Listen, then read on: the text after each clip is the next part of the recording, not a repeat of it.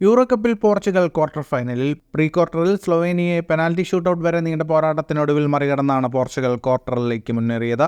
നിശ്ചിത സമയത്തും എക്സ്ട്രാ ടൈമിലും ഗോൾ രഹിതമായ മത്സരം. ഗോൾ കീപ്പർ ഡിയാഗോ കോസ്റ്റയുടെ മികവിൽ പോർച്ചുഗൽ 3-0 വിജയിച്ചു. മത്സരത്തിൽ പന്തിൽ ആധിപത്യം പുലർത്തിയ പോർച്ചുഗൽ അറ്റാക്കിംഗ് ഗെയിം പുറത്തെടുത്തപ്പോൾ സ്ലൊവേനിയൻ പ്രതിരോധം മികച്ച പ്രകടനം തന്നെ പുറത്തെടുത്തു. നിശ്ചിത സമയം കഴിഞ്ഞിട്ടും പോർച്ചുഗലിനോ സ്ലൊവേനിയയ്ക്കോ ഗോൾ കണ്ടെത്താൻ കഴിഞ്ഞില്ല.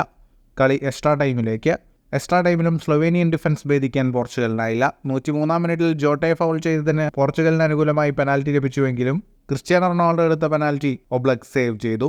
115-ാം മിനിറ്റിൽ പെപ്പയുടെ പിഴവിൽ നിന്ന് സ്ലൊവേനിയയ്ക്ക് സുവർണാവസരം ലഭിച്ചെങ്കിലും ഗോൾ കീപ്പർ ഡിയാഗോ കോസ്റ്റ രക്ഷകനായി.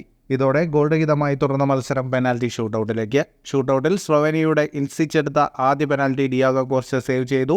മറുവശത്ത് ക്രിസ്ത്യാനോ റൊണാൾഡോ ലക്ഷ്യം കണ്ടു. ബാൽക്കോവിച്ച് എടുത്ത സ്ലൊവേനിയയുടെ രണ്ടാം കിക്കും കോസ്റ്റ തടുത്തിട്ടു. പോർച്ചുഗലിന്റെ രണ്ടാം കിക്ക് ബ്രൂണോ അനായാസം വലയിലെത്തിച്ചു. വെറുപ്പിച്ചിട്ട് കിക്കും തടഞ്ഞ് കോസ്റ്റയുടെ ഹാട്രിക് സെർവ് പ്രകടനം. പോർച്ചുഗലിന്റെ മൂന്നാം കിക്കും ലക്ഷ്യത്തിലേക്ക് പായിച്ച് ബെർണാഡോ സിൽവ ഷൂട്ടൌട്ടിൽ വിജയം പൂർത്തിയാക്കി. ഡിയാഗോ കോസ്റ്റയാണ് മത്സരത്തിലെ താരം. ക്വാർട്ടറിൽ ഫ്രാൻസാണ് പോർച്ചുഗലിന്റെ എതിരാളികൾ. ഫുട്ബോൾ ലോകത്തെ കൂടുതൽ വാർത്തകൾക്കും വിശേഷങ്ങൾക്കുമായി സ്പോർട്സ് കഫേ ഇപ്പോൾ തന്നെ സബ്സ്ക്രൈബ് ചെയ്യുക.